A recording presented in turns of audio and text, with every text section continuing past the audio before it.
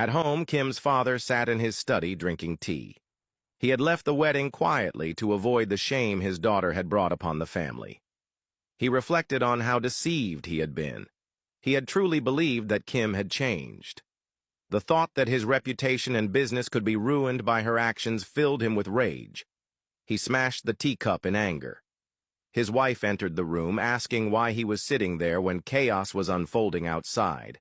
She informed him that journalists surrounded their house and that they needed to address the situation before it spiraled further. Kim's father, however, insisted that speaking to the media would only worsen things. He said any statement could be used against them and that it was better to wait and think things through. His wife agreed and asked if he had followed up on Kim. This enraged him even more. He said he no longer cared what happened to her and that she was no longer his daughter, just a stranger who had destroyed his life.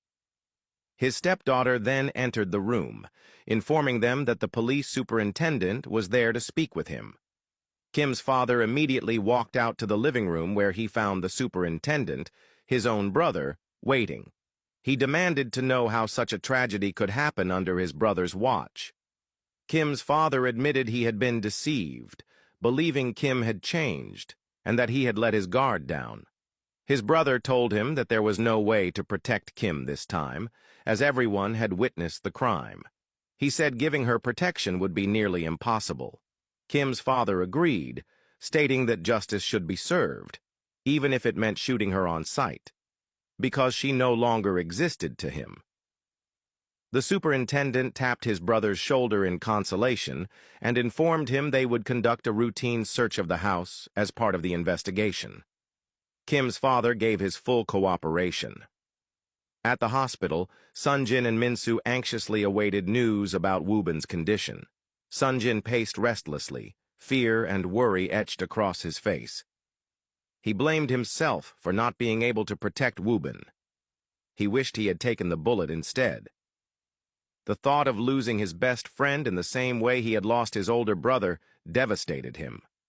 Overcome with emotion, he punched the wall.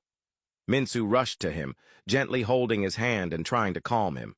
She told him they had to stay strong for Woobin, who was a fighter. Sonjin's parents arrived, visibly concerned.